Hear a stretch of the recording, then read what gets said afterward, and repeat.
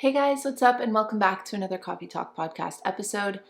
I have brewed myself a magic potion tea from David's Tea. I'm drinking it out of my Pisces mug because I needed to pick me up. I just filmed a 1 hour coffee talk that was so good, like such a fun chat. I was so happy about it. We went and reminisced on old journals, went back throughout the years, this time throughout the last few years, and I forgot to turn my microphone on. So I'm back with a different episode instead because I just feel like I need some time to come back to those journal posts again and do it all over again. And I feel like it was nice that some of the reactions were very in the moment. So we're gonna have that coffee talk next week. And instead this week, I figured we could talk about the new year in general. And I'm gonna share my concept going into this new year softly. I really wanna have a soft new year, take all the pressure off that usually comes with the new year. This is something that I definitely feel like I utilized last year, but now that it's a year later, I wanna do it again and take the lessons I learned last year into this new year as well. Because last year was the first year that a new year came around and I did not hit the ground running with a million new goals. And it felt really nice. I mean, it's almost like I had to give myself an excuse, which is kind of sad to think about. But I had just found out I was pregnant last year on the 23rd of December. So by the time that the new year rolled around, I was like, well, there's my big focus for the new year. And it allowed me to go into the next year without all of these crazy goals. And it felt so nice. And I really leaned into the winter solstice last year. I really leaned into it this year as well, taking that energy into the new year. So if you'd like to sit and have a chat about how you can have a great new year without all the damn pressure, then you've come to the right place. And let me know what you're drinking in the comment section down below. This is going to be scolding hot, I can tell. Actually, it's not that. Oh, it's good. So I wrote down a step-by-step process on how you can have a soft new year or how you can have a pressure-free new year. And the very first thing that always comes intuitively and naturally around this time of the year is reflection. And that's something that I feel like I just got to do with filming that podcast. Even though I didn't have the microphone on, it was very therapeutic to go back in time and reflect, not just on where I was last year, but I went back 6 years. So I feel like this is the perfect time and the perfect way to break in a new year is to take some time to think back in hindsight on what has happened in the last year, what has happened in the last 3 years, the last 5 years, maybe even the last 10 years, which is something that, again, we'll be doing next week with some fun journal posts. But think about the last year, like where you were this time last year. What were you learning at that time? What was your normal day-to-day at that time? What has changed since that time and what has stayed the same since that time? Doing this type of reflection isn't so that you can pinpoint areas that need to be improved or pinpoint areas where you've made mistakes or maybe that weren't so great. It's to just do this objectively without any, okay, this was good and this was bad. I mean, naturally, the judgment portion of our brains tends to do that, but you can also reflect with indifference. You can reflect and just be like, yep, that happened. This happened too. I don't know, maybe that's bad advice to say not with so much emotional investment because we're meant to be emotional, especially about things that happen in our life. But I guess more so to say without the pressure to feel like there's anything that needed to be fixed or anything that went totally wrong or that you did wrong. And instead to just look at it as this was all benefiting me. And if it hasn't yet, it will eventually. I just can't see it yet. And in your reflection, acknowledge your growth because regardless of whether or not you feel like 2022 was a good year or a bad year, there was growth here. There was blooming here. I put a Instagram story to my personal Instagram like a week ago saying, in what ways do you feel like you bloomed this year? And I got some replies saying I didn't. And I wish that there was more opportunity to create dialogue. I need to do some coffee talks where I invite some of you guys to just come on here and talk with me and release them as conversations because it would be really interesting. I would love to know for anybody that doesn't feel like they bloomed this year to explain how or why. Because even if you feel like, if we're going to use the metaphor of blooming, maybe you felt like this year you planted seeds. Maybe you felt like this year you withered a little bit, which isn't a bad thing. Again, if we're talking about the life cycle of a plant starts with a seed, it gets watered, it starts to grow or sprout. which if we're gonna, again, fill in with all of the metaphors, that would be like spring, you know? It's the beginning, or the crescent moon, the building up, the anticipation, the first little bits of growth. Bloom is obviously like summer. You hit your peak, you get that glow, you hit the high point of something. And then a plant naturally will begin to wither and die and transform into something new. So wherever you feel like you were in that life cycle, it's still part of your blooming. Even if you were withering, it's still setting you up for a future bloom. And even if you were just planting seeds, like, I guess blooming was my metaphor for like, where were you? Where are you in that plant cycle, in that metaphoric, symbolic transformation cycle of your life? Like, where does this year fit into that for you? And where can you acknowledge your growth within that? Because no matter what, even in your withering, you're still growing, because that wither allows you to plant new seeds or to fertilize the ground for future things. So acknowledge your growth. In what ways do you feel like you grew this year? And if you have an answer to that you feel open to sharing, I would love to hear it down below. So my next tip with having a softer new year is to be present with the present. And I verbalized that exactly that way for a reason. Presence has been a word that's been popping up for me a lot lately, specifically in parenting, but also just in general, to bring presence to the things that are right in front of you. I think this is the way that we can actually create more space, or the feeling of more time or slowing down time, is presence. And that's a really profound thing to do in today's day and age when we are flooded with so many distractions. If you think about just not even just the distraction of devices and technology in our phones, but even just the distraction of constantly thinking about what you need to be doing next, what you need to do in a day, what you need to get done before the end of the year, what you want to get done in the new year, like that is constantly pulling us out of the present moment, out of our presence. And when you can bring true and genuine presence to something, then you are creating space. You're taking something and expanding it. And when you take presence to a moment, or presence to the things that are important to you, or presence to anything really, something you enjoy doing, you're stretching it out so that it feels like it can take up more space. It feels like it takes up more time. And in that presence, you're able to be instead of just do. So when you bring presence to the present moment, that can also allow you to become aware, especially if you've been really distracted or really kind of caught up in the chaos of the end of the year. Become aware of all of the amazing things that are already in your life. And this is a crucial point to having a softer new year, and a crucial point to taking a lot of the pressure off that can come with the new year. Because when you become aware of what's already going really great in your life, what already is in your life, the abundance that already sits and rests in the things around you, both materially, also in the non-material, in your relationships, in your growth, in where you might be with your mental health if you feel like you've made strides this year, in your creativity, in the things you love and enjoy doing, in the feelings and the things that are all around you that fill you with peace, that fill you with joy. Taking presence in those things allows you to realize that you already have it really good. Another quote that's been popping up a lot over the last few months is and I don't know who said it, so if anybody knows, please leave it in the comment section, but the trick to having it all is knowing that you already do. The root of that quote is saying that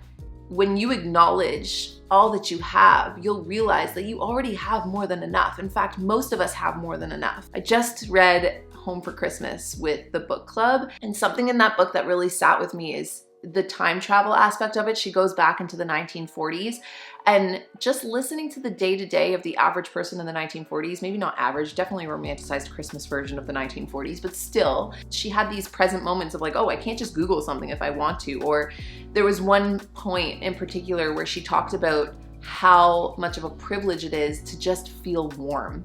Like, she came in from the cold, and how much more effort and time, the amount of things that go into just being warm, physically, your body warm in the 1940s in the dead of Alaskan winter. It's funny because last year around this time my heat broke, so I feel like I can also relate to that. Just the feeling of warmth, what a privilege it is to be warm, what a privilege it is to have a full belly, what a privilege it is to have family and friends, what a privilege it is to be able to do and breathe and believe and love. I know it's cringy, it's corny, and it's redundant, it's been said a million times, but when you bring presence to those things, you realize that there's not a whole lot you really need to add to your to-do list or to your goals list for the new year. The trick to having your goals already accomplished for next year is realizing that you already have everything, you're already complete, whole, and you can add on to your life. You can definitely continue to grow. The growth cycle that we just talked about never ends. We're always somewhere in that cycle, but you don't have to push, you don't have to force yourself into it, especially with the societal pressures that come with a new year. So take stock of everything around you. You can even write this down in a journal and take stock of all of the things that you feel you are, all of the presence that you feel with yourself. Like, who are you right now? Who are you today? What does your life look like right now? Take a general snapshot, write it all down, burn it into the memory of your mind, and bring presence to your life right now as it is. And that takes a lot of the pressure off to feel like there's any sense of lack, you know? It flips your brain out of lack mentality or closed mentality into open-mindedness and abundance. Tea break. Did you know that 30 million women are impacted by weakening or thinning hair? And if you're among them, then know that you're not alone, and there's a solution that you can trust to deliver some great results if thickening your hair or healthy hair is a goal for you in the new year. Nutrafol is the #1 dermatologist recommended hair growth supplement clinically shown to improve your hair growth, thickness, and visible scalp coverage. Nutrafol supports healthy hair growth from within by targeting the 5 root causes of thinning, being stress, hormones, environment, nutrition, and metabolism, and they do this through whole body health. Nutrafol has 3 unique formulas to support women throughout all stages of life, including postpartum and menopause. Each formula is physician formulated using natural, drug-free, medical-grade ingredients and consistently effective dosages so that you get the most reliable results. In a clinical study, 86% of women reported improved hair growth after 6 months, and 3,000 plus top doctors and stylists recommend Nutrafol as an effective and high-quality solution for healthier hair. I am on the other side, I guess you could say postpartum, but I'm also 3 months, going on 4 months postpartum, and only recently has my hair started to thin. I thought that I, kind of got off scot-free a little bit there because my hair did grow really thick and really long, and I naturally have thicker hair, but I've noticed my hair coming out in good chunks. So Nutrafol has been part of my daily regimen in my postpartum care so that I can take care of the hair that I've grown and have come to love and enjoy. It took me a few years to grow my hair back out this long, so I want to be able to maintain it. So you can also grow thicker, healthier hair and support the show by going to Nutrafol.com and entering my promo code Kalyn, K-A-L-Y-N, and save $15 off your first month's subscription. This is their best offer anywhere, and it's only available to US customers for a limited time. You'll also get free shipping on every order with that $15 off. So head to Nutrafol.com, spelled Nutrafol.com, and use that promo code Kalyn. So the next tip is to give yourself exactly what we just talked about, space and time. Space and time specifically to process the last year, or perhaps process the last chapter of your life if you feel like it's been more than 1 year. Like, I personally feel like I'm in a big transition of my life right now, or I have been going through a big transition of my life right now. And this doesn't just feel like a last year thing, although it definitely feels like the final chapter of the last part of my book, of the book of my life, if you will. Giving yourself space and time to process not just the last year, but perhaps multiple years, allows you to again move into the next year softly, move into this next phase of your life, knowing that you do not have to have it all figured out. You don't even need to know exactly what goals are going to best benefit you. And in fact, if you think about it, if you were to run towards goals just because you feel like there's this impending pressure that you should be stacking on a bunch of goals and stacking on a bunch of to-dos, you might not even know if those things are going to benefit you. I mean, you can definitely put your pin somewhere on a map. Again, we're going to go metaphorically. Let's dream up this little concoction in our minds where life is a map and you can go anywhere you want, and you can definitely take a pin, put it where you want, and then say, I'm gonna start heading in that direction. But the difference between sitting here from the point of view that we have now and saying, okay, that's where I wanna land or end up, and then actually walking the path or taking the trek or the adventure of getting there, is that you come across things along the way. And as you do come across those things, it might not ever change. You might actually end up exactly where you planned. It might not be on your time, or it might not be the path that you expected to take to get there. but odds are you could still very much end up there. But there's also the possibility that you might actually pivot and choose to head in a completely different direction with new perspective that you have not gained yet. So this idea that we're supposed to have some sort of what's the word I'm looking for here? Determinism and some sort of certainty for what we know we should be doing. It's a balancing act, it's a dance, because yes, to an extent it is beneficial to have that, or to have a general sense of the direction you want to head in. But you do not have to know exactly what this next year needs to bring you. You do not need to know exactly what goals are right for you right now. Start small, take some time, some space to reflect, to process what's already happened up until this point in your life now, or in the last year until now, and let yourself have the next rest of the season. Let's call it winter. I mean, depending on where you are, it might be like summer if you're in the southern hemisphere, but give yourself the rest of the season, which I like to look at it in 3-month intervals. So December, January, February. Give yourself to the end of February. Give that space and that time for your mind to process the last year and to come up with a general sense. Allow your intuition to bubble up to the surface and give you answers to start working on in the springtime.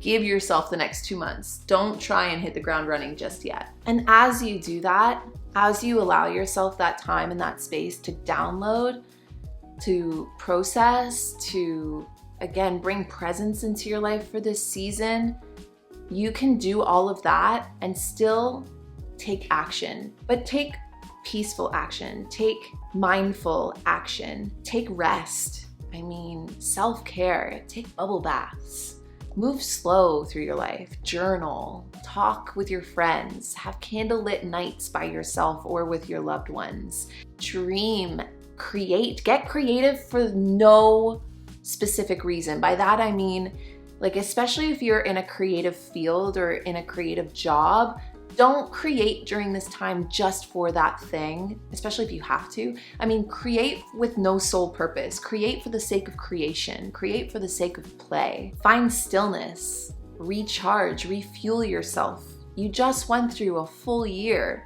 You're allowed some space and time to refill and recharge your batteries and, download some new thoughts, listen to your intuition, and also do nothing for the sake of doing nothing. Or do things, but without an agenda. Do things, but without an end result in mind, do things for the sake of doing them. It's about presence rather than projections. Is that what I want? Predictions, no.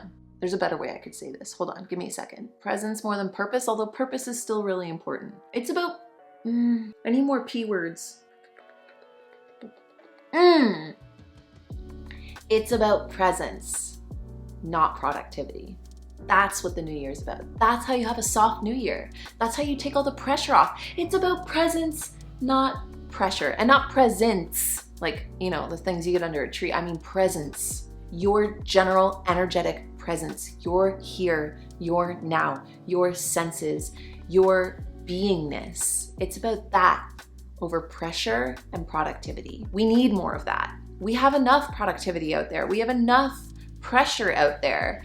Take your permission, now all the P words are coming to me.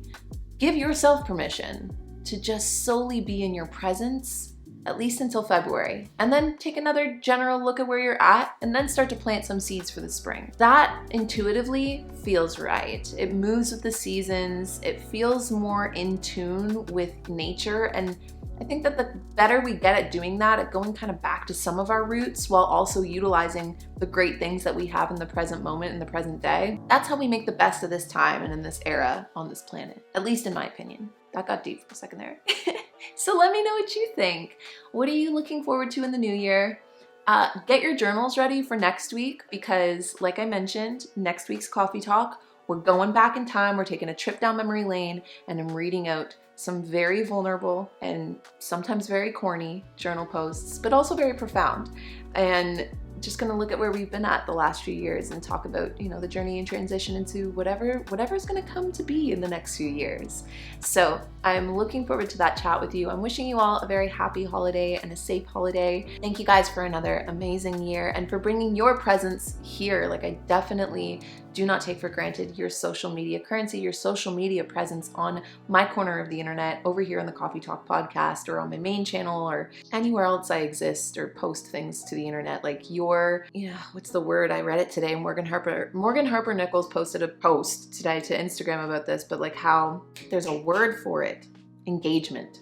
I appreciate your engagement because it's such a weird time online, and engagement is really, really important in order to not only just be able to continue to do what I do, but it's also important because I think that where we spend our social media currency, where we give our engagement to, even like hate engagement counts. Like if you go watch something because you hate it, or you go follow people because you don't like them, but you enjoy not liking them or seeing what they're up to, like that is still voting with your engagement. So when we use our engagement to prop up the things that we really enjoy, to prop up the things that benefit us or that we get something out of, and it doesn't need to be profound, it can be good entertainment, anything of the sort, it means a lot. And as a creator, for me, it means a lot that you've brought your presence and your engagement over here and gave me a whole other year of just loving what I do and getting to do what I love. So thank you so much. It has been so nice spending the year having chats with you. I have really big, exciting things going on with this podcast moving into the new year. I have a vision and I can't wait to see it through.